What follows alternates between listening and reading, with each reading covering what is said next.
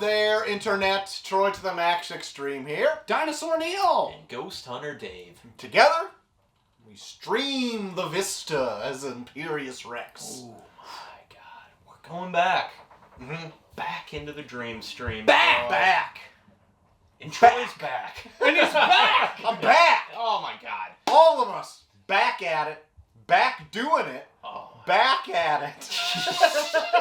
We're back! We're back. Back with big energy, baby. Wow. Oh my god. Big when back I told energy. you to go big, Yeah. I assumed you'd have other things to say than back.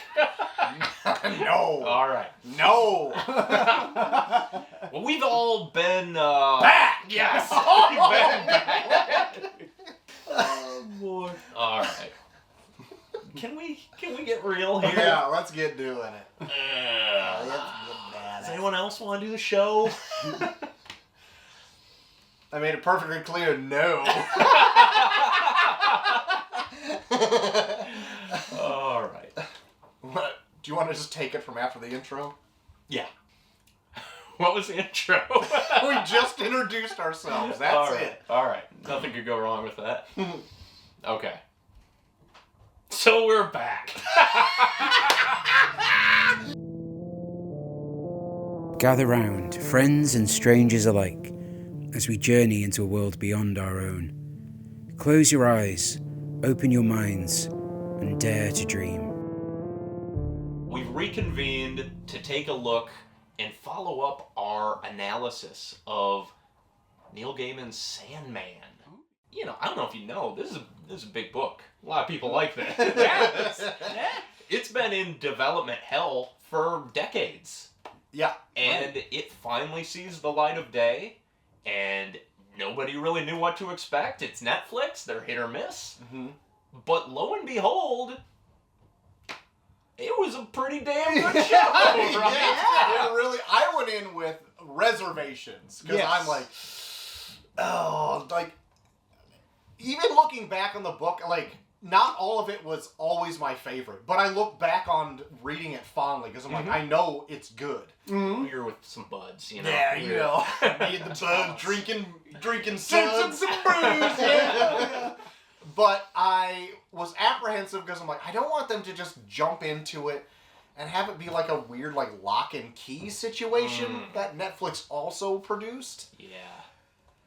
And it wasn't. On the Thank lock God. and key spectrum, it's not. Good. On the lock and key spectrum, it's Sandman. From the get-go, you're like, wow, they're putting money into this show. It looks like a movie.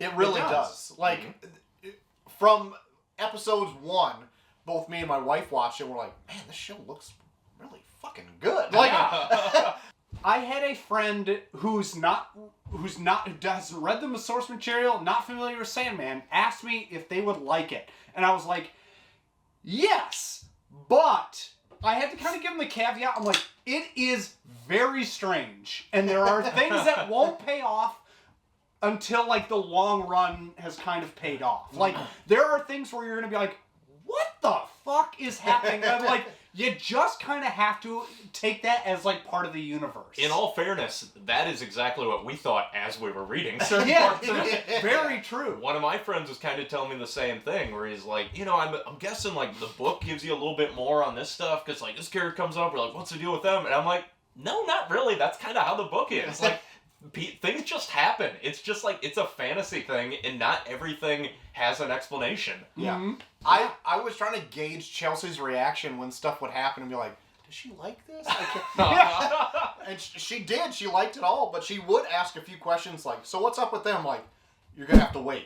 Because, like, it pays off later. Yeah. But, So this came out while I was recovering from COVID. So I watched the entire series in like 12 hours. It's the fastest I've ever binged anything. And I'm like, I'm in quarantine. This was just gifted to me.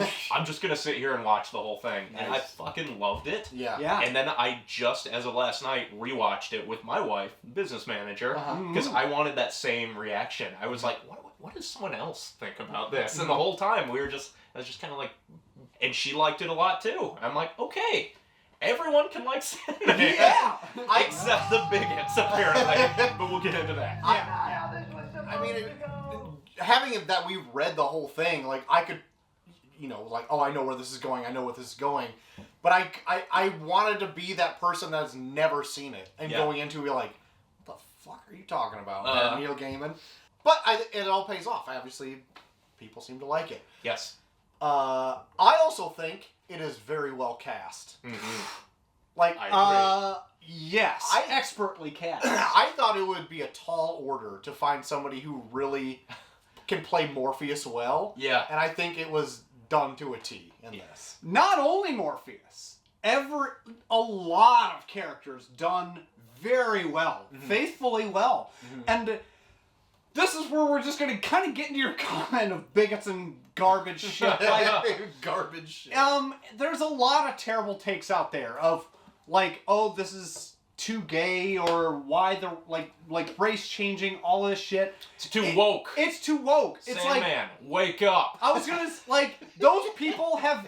Sandman, go back to sleep. Yeah, right. It's fucking disgusting. And because it's like, you've obviously not read the book. This is as gay as the book was.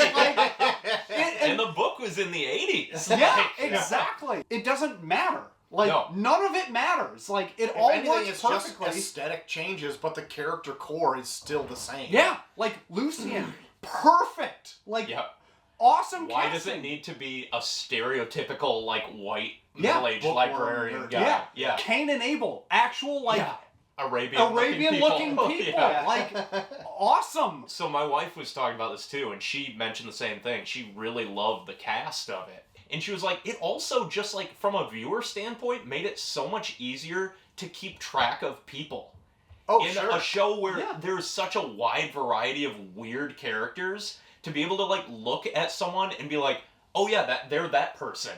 And compare that to, like, a Game of Thrones, where it's like, I don't know who the fuck that person is. I don't know any of their names. They're all just bearded white guys. Look at all these burly whites. Yeah, it's like every one of them had their distinct personality and look. Where, like, there was never any problem, like, identifying who's who. I couldn't tell you how, in the first 2 volumes of Sandman, the book, how much I was like, is that Lucian or is that Cain? Because they're exactly the same looking fucking person. Apart from the look, everyone just fucking delivers. God, everyone gets, like, their moment to shine in it, and they get, like, their dedicated screen time, they can do their thing, and then they kind of pass the torch to the next character. Yeah. And I love that they did keep that same pacing from the comic, where it's like, it's just a story about stories. It's not one thing. It's not all about Morpheus. Like, the first half is him getting his groove back, and then it's Rose Walker's story, and as it goes on, it's going to be other people's story. It's like, that's cool. Like, I didn't think they were going to do that. I didn't think Netflix would go for that. Like, you show Sandman, you got to have the Sandman in it. It's like, well, that's not really what the Sandman book was. Right. But I assume if they're doing it for TV, they're going to have to change that, and they didn't.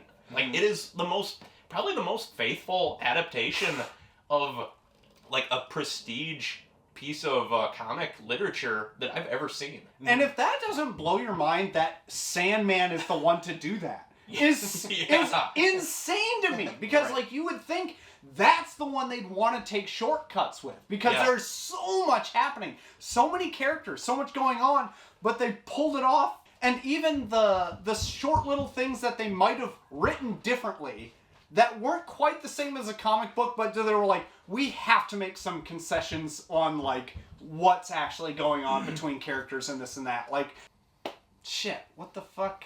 Who was, now I'm just too drunk to think. The guy's, Ethel Cripps. That was all kind of written differently, right? Yeah, they streamlined a couple things in there just to kind of make it flow better. And I think a lot of this is knowing where Sandman ends in the comic and being like, okay, that's what we're working towards. We know what's important. We can kind of play up certain elements, maybe more than Neil originally did in that first draft, because he didn't know, like, the full outcome at that time. Yeah. And also, like, well, if this doesn't really go anywhere, we can, like, trim that, or we can, like, substitute this. Like, if there were changes, having just read the entire comic, I felt like they were all for the better. Yeah. The whole thing with Hippolyta, Mm-hmm. Yeah. I was like, that is a much better take on her in this than it was in the comic. Mm-hmm. And the whole thing. I was wondering how deep they were going to get with that whole thing. Same. I did not expect them to go as far as they did. Yeah. But then at the same time, I'm like, but I mean, if they have to, if it's going to the same ending, like she gives birth to Daniel. Yeah. So like we do need to get into that, and they did it in a way that just made so much more sense as its own property than like the whole DC universe that it was in the Sandman comics. Yeah. And there's like no DC references besides like a plush toy or a bookmark or whatever you see off. And I think it's better for that. Yeah. Part of me was bummed that we didn't get John Constantine, because I love John Constantine, but I'm like, but then it's just one thread tied to something else. Yeah. And then someone's like, well, that doesn't make sense. Does it match up with this? Do I need to watch that? It's like, no, it's not him. It's him, but it's not. On the Constantine. Yes. There you go. Comment. I do like my Constantine to have like big divorced dad energy. I like that, but having it be Joanna Constantine, it didn't detract from the show whatsoever. No. It's just my personal but this worked for the show. It totally did. Yeah. And not only that, the actress knocked it out of the park on that. Mm. Like all that episode was fantastic. Mhm. I love that. Yeah. All of those initial episodes, just like in the... I can't wrap my mind around how close it is to the book. We're just going to say that 100 times, but it's so true. Yeah. I know. Where it's like the first 5-6 episodes are just the first volume. I mean, the fact that they put so much money in this, where it's like, all right, 4th episode, he's got to go to hell. It's like, hell? Like, oh yeah, old school Baroque hell. Like, okay, that sounds expensive. What does he need to go to hell for? Well, he needs to get his helmet. He has to go to hell for his helmet. Like, what's he need his helmet for? I don't know. He just needs it. Yeah. One of his tools. One of his things. And like, can you imagine a Netflix producer, like an accountant? It's like, how much is this gonna cost? Like, it costs what it costs. yeah. Like, can we skip this? Like, Yeah. no. Can hell be like in the Lucifer show? Can like the devil run a nightclub? No, it's gotta be hell. It's hell. And having said that, hell looked amazing. It was probably the most aesthetically pleasing hell I've ever seen. Yeah. The one thing that was omitted from the show that I feel like is a big letdown is the rap battle in hell. I'm both with you and fully disagree with you there. Because I really thought it was coming, and I'm like, surely they will not do this, but I want to see this. Pitch black, spotlight on Dream. Now dig on. Here's another like just little change. Doesn't mean much, but I think overall it was much better. It was an improvement by having him battle Lucifer. Like, Yeah. Yeah. Why not? That seems Yeah. like that's a lot more gravitas to it. you don't get Brianna Tarth for nothing. Yeah, and the visualization of that battle was awesome. Oh, I loved it. Yeah. Another one was in, I think, the 2nd episode when Morpheus travels through the dreaming to get the gifts for the 3 witches. Oh man. And he like scoops up the crossroads, and then he pictures himself being hanged, and then he catches the snake in his coat. I'm like, fuck, that is awesome. Like, this is really, really good. Yeah. I would say the only thing that let me down a little bit was there was one scene where he's looking. It's in. He It's doesn't in get the. the big bucket of chicken. Okay, 2 scenes. One, he doesn't get that big bucket of chicken running through the dreams Legs like up. eating chicken. The second one is they showed a scene of it, and it's when he first lures the son of Robert Burgess up.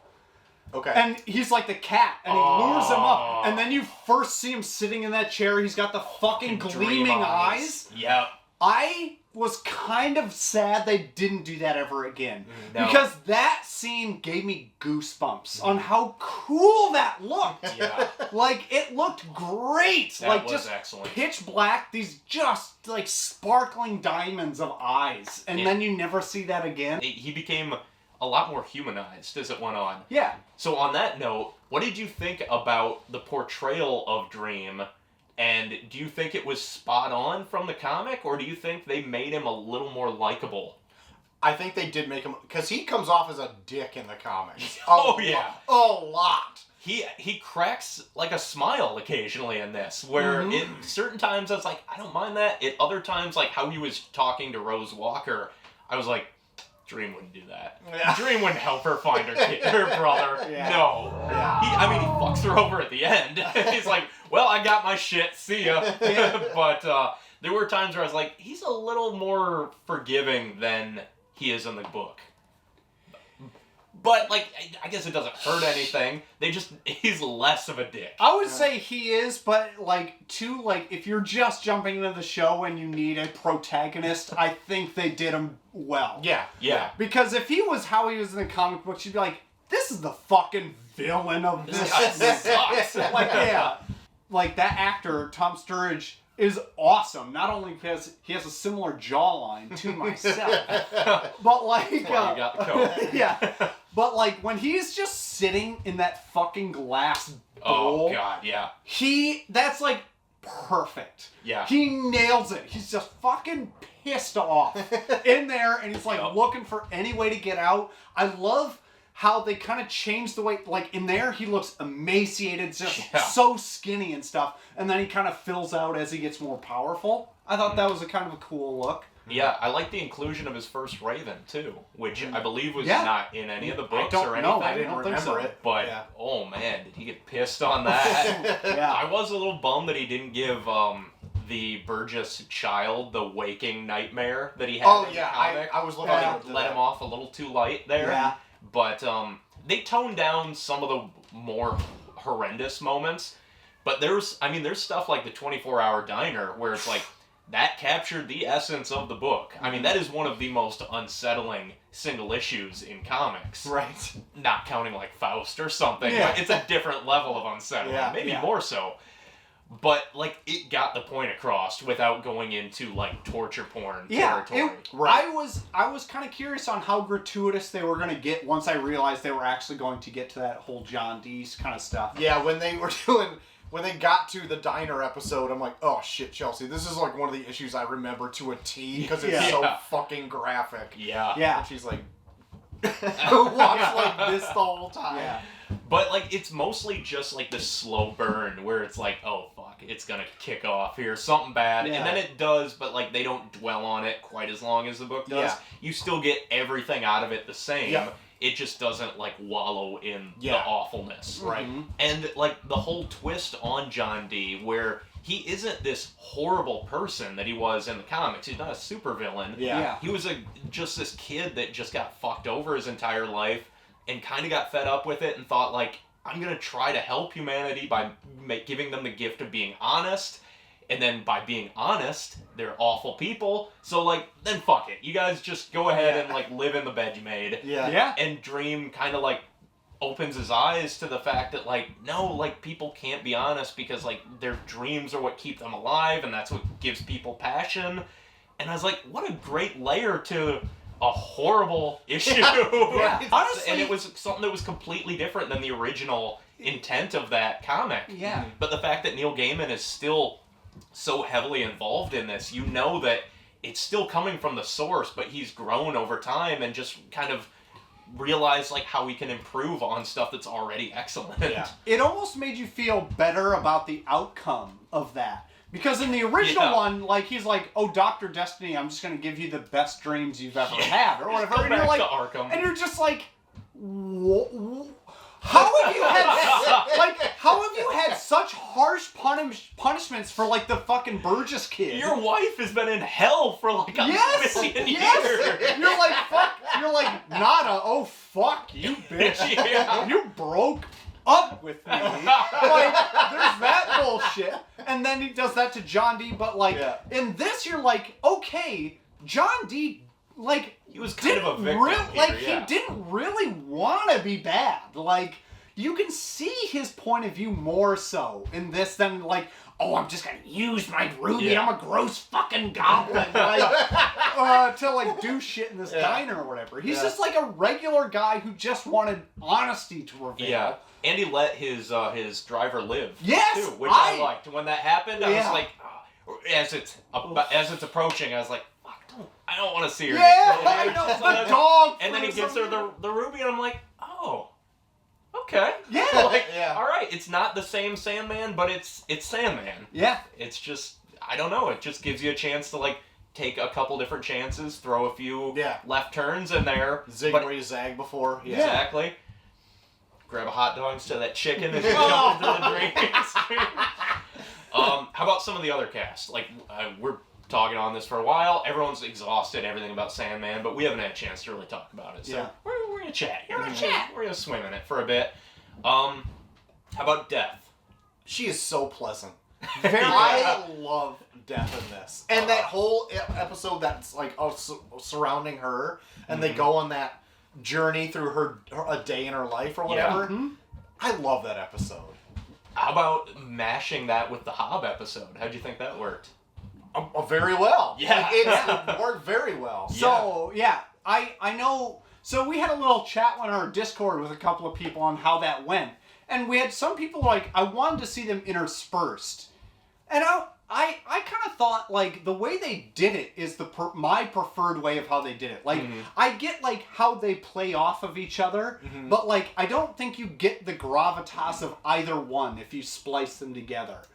I thought the Death stuff was perfect as this little self-contained thing, and then right after that you got the Hob Gadling stuff. Yeah. And both of which just gave me completely different feelings. They were just 2 episodes tucked into one. Yeah. And They could have just been 2 half-hour episodes. They really could. But, like, fuck, it can be whatever it wants to be. We're just going to stick them together because they have similar themes. Yeah, exactly. And that works. Yeah. The stuff with Hob gave me the biggest fucking grin on my face. Like, as that episode concluded, and, like, the Death episode, it hit all the beats of the flap of her wings or whatever it's called. Fucking baby moment.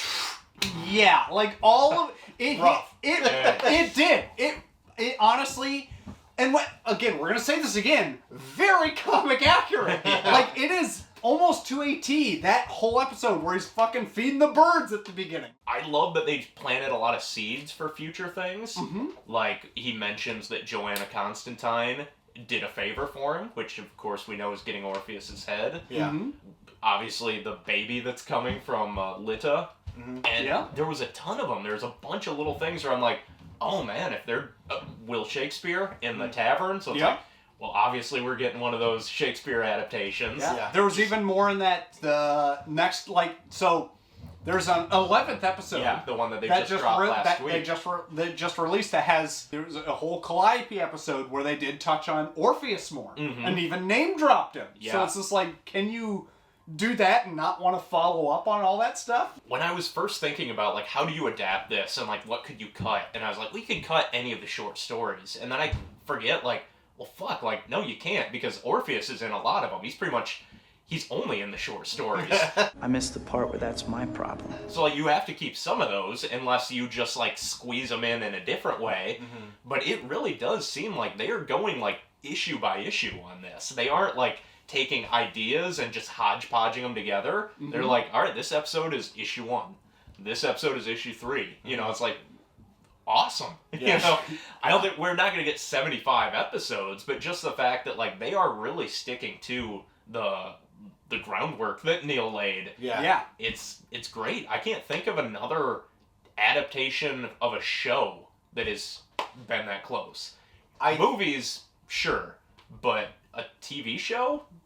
No. Yeah. No. I was surprised actually to see that they added like another layer of a story beat in this where like Lucifer wants like revenge on Morpheus. Do they though? Or is it like a red herring? See, for I what think happens? it's the red herring. Is for what it? happens. Because I thought it's been a while since I read that issue where like Lucifer kind of just gives it up and just like goes on his own merry way. I think they put it as a cliffhanger for the show to get everyone like, oh fuck, battle in hell.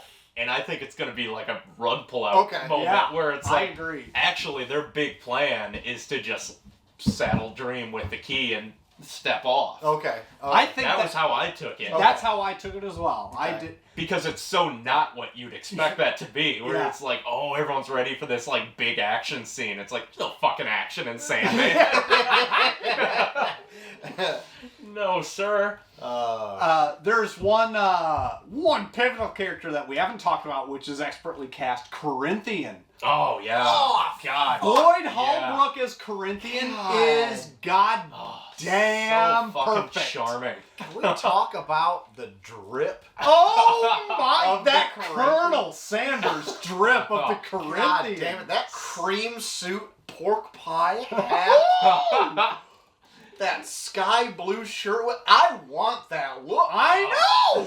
God Yeah. dang. Corinthian was great. I love that they expanded his role in this too. Yeah. Because he was he's so likable for being an atrocious person in the comic. Yeah. And he completely embodied that in the show, and just like kind of make him the main villain of this was brilliant. Yeah. It's like, yeah, you can just kind of sprinkle him in, and he's still the same character. He just has a little bit more drive behind him. Yeah. And his whole thing is like, I just don't want to be enslaved by you. I want to go and do my own horrible thing. Yeah. I was surprised that they never had like a real good look close up of his teethy eyes. Because Chelsea asked like, what's up with his eyes? Because like for Courtney did too. I was like, their teeth. he's got mouthy Is there eyes. more to it? No. No. He's a nightmare. Pretty scary, right? It is. The scariest things are people that look kind of normal, and there's like one little thing that's wrong about them. Like I thought that was like the perfect. It's like a Trevor Henderson drawing come to life there, you know? Yeah. But I just want like just for like Chelsea's sake, when she asked like, I can't tell what's going on with his eyes. I just wanted to be like, he's got toothy sockets. That's it. I just want you to see the toothy sockets once. Toothy sockets. Real great. Yeah. And then you're like, oh, he's just got a toothy socket. Yeah, they really don't show much. No, No, like not maybe really. 2 episodes that they do give you anything, and then the rest of the time they keep those fuckers covered because I'm sure it's expensive. There's So like good. a Snapchat filter that can give you toothy sockets. Like, it shouldn't be that expensive. And the whole cereal convention stuff. Golly. I can't believe they kept all that shit in. And you're like, oh my Fucking god. word for word. Yeah. Like, as they're walking through all the random word balloons of like the crowd, every one of them is right from the comic there, and they just So good. Go. I said to my wife, like, all the people complaining about like too much diversity. It's like, well, you got your serial killer convention, bunch of fucking middle-aged white guys. There you go. Yeah. But I was amazed that they did it. Like that whole last 4 episodes was just the Doll's House. Yeah. Every aspect of it. Like, I don't think there was anything that they took out. Maybe they trimmed a couple things, but every character, I was not expecting to see the whole cast there. Fucking Martin Tenbones. Was strutting around. So All these, like, Barbie, all her shit, it's like, well, they're setting up for the cuckoo thing. Like, she got the weirdo jewel, whatever it is, and... So I couldn't remember when Martin Tenbones got gunned down by the police. I was like, don't do it. I can't watch it. I can't watch Tenbones get gunned down again. They didn't, which is thank God. No, But, that's coming later. It's a game of you. Every person in the Doll's House got covered. I can't believe it. Fucking Zelma and Thelma or whatever the fucking names were. Can you imagine how big fucking Wanda is gonna blow up when they get to Dream of You? Oh my the God. trans character I that's do. helping the main character. Do anything for Wanda! God, she's gonna be huge. As we said, Desire took the internet by storm. Yeah. They were great in this. I thought the cat suit was a little too much at first, and then as I said, went back, looked at the book, wearing the fucking cat suit. Yeah. So, bought the cat suit. Yeah. What about Fiddler's Green? Oh! Stephen Fry? Perfect fucking casting! Oh my God! Comes in with the fucking sword cane and everything right away. Just be like, As soon as I saw it, I texted you immediately and said, this is just your character from our movie that we made in college. Yeah. The movie Murder Party, where you play Whiskers St. Elliot. Yeah. And he is exactly Fiddler's Green. If you ever wondered what Troy would look like in that role, that is it. It is it. February of 1865 was actually the last recorded year there was no full moon. That's right, it seems peculiar, but it's true. Come, my lady, it's never been a way for St. Elliot to leave a lady behind. Maybe we gotta film a sequel where you just be like, I am a place, and you turn into a bunch of glass or some shit. You turn into a big pollution factory. So, out of the endless that were cast, we had Dream, which was obviously very good. We had we've talked about Desire, who was you kind of have like the back notes of being the foil later on, always kind of plotting behind the scenes. Yep. Awesome casting too. And then we had Despair. Wearing Crocs. Just wearing Crocs and a kind of a dumpy sweater. I kind of loved it. Like it was pretty good. And then Death. So we got 4 of the 7.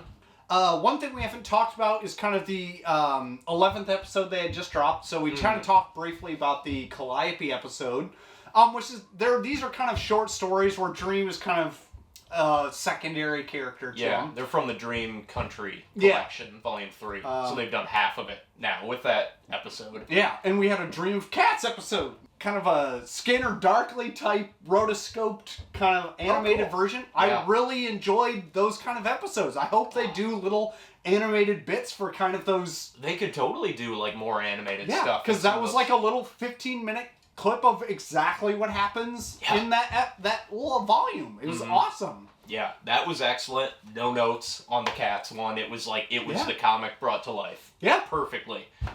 Great voice acting in that one too. Yeah. And then the Calliope one was a really good translation while veering away from like the horrible rapey aspect of the comic. Where that was like a big part of it, and it's certainly implied in this, but they don't spend any more time than they need to on it. I would say they don't even say it out loud. No, they don't. Just assume. Yeah.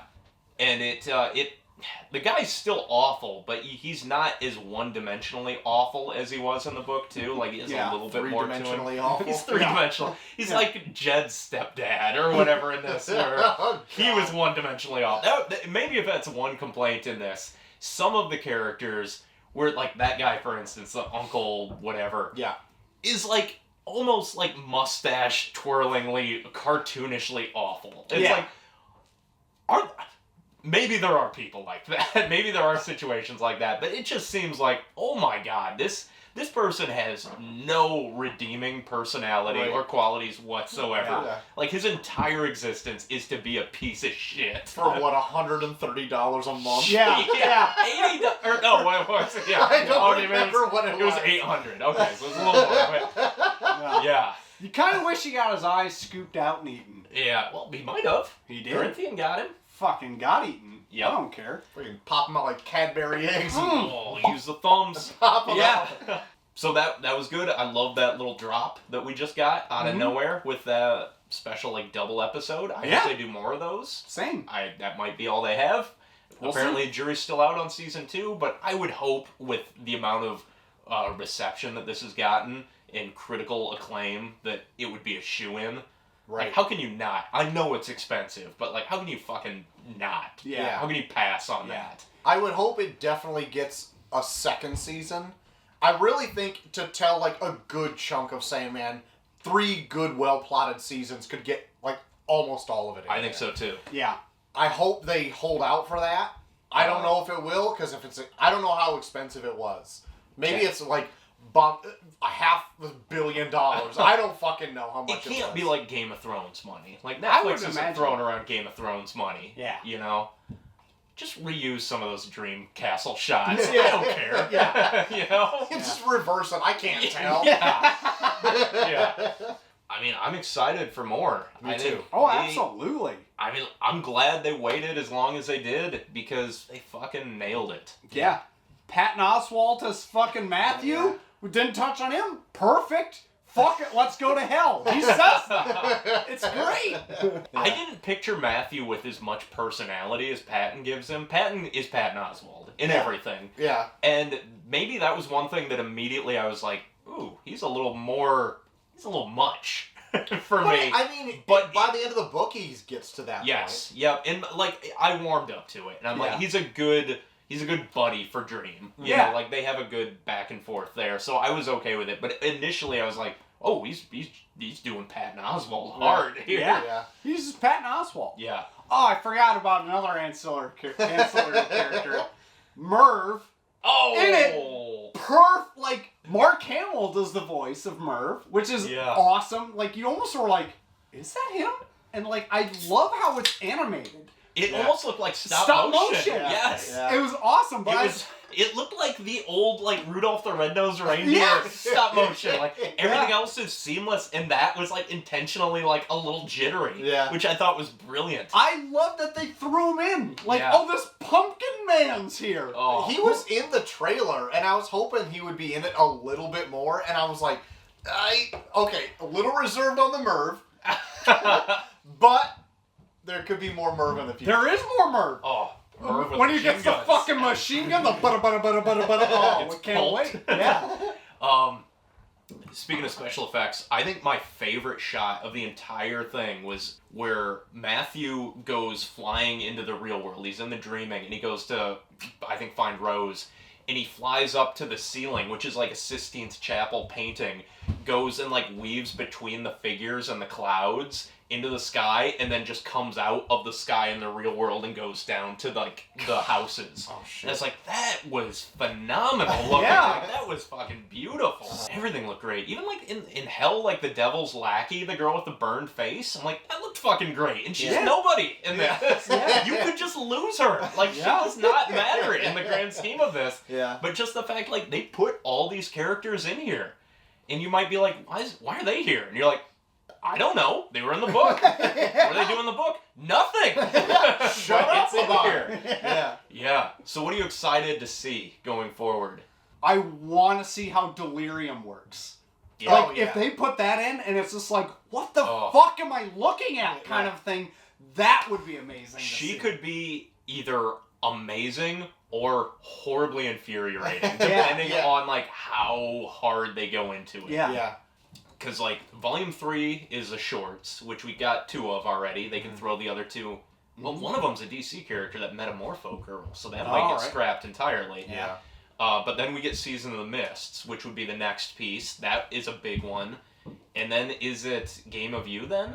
Is it that the Cuckoo with Barbie and Wanda and all of them? I think so. That could very much be just Season 2, and just kind of put them together like that. Given how much time they gave to the Dollhouse. And then a few more little specials, and they could wrap it up, the last books in, like, the last season. Mm-hmm. There you go. I hope so. There's a lot to look forward There to. you go, Netflix. Just take notes. Yeah. But tell us what you thought of the Netflix show down in the comments below. Yeah. Thank you for watching this dribble that we do here. But if you would like to become a sponsor of the show, you can do that by just joining our Patreon, such as our lovely patrons already do. Thank you for producing the show and being the imaginative and great people you are. Yes. Right. Thank you. The amount of show planning that goes on in the Discord, the Imperius Rex Discord, which all patrons have access to. Yeah. Amazing. Oh, yeah. Oh, yeah. You'd be like, so what happened in this book again? Someone will give us a full description. We're like, all right, screenshot that, and welcome to Imperius Rex. Thanks, Josh. Yeah, really shouldering the weight there. Great gang. Yeah, absolutely. If you'd like to see a little bit of our merch, we got some of that. Redbubble.com. If you'd like our face on a pillow, a mug, a clock, you name it, we got it. Maybe a bottle opener. There you go. There we go. Coaster. All-important bottle opener. Yep. But that's it. That's the show. That's The show. the show. So until next time, where maybe we talk more Sandman. Ooh. Damn sand timber. Yeah. Ben, Troy to the max extreme. I've been Dinosaur Neil. Ghost Hunter Dave. And this has been Imperius Rex. We'll see you next time. Bye-bye. You are now departing the Mysterious Imperius Dream Stream. We hope your stay was restful and brimming with fantastic imaginings. Until next time, friends, sweet dreams and pleasant tomorrows. This has been Imperius Rex.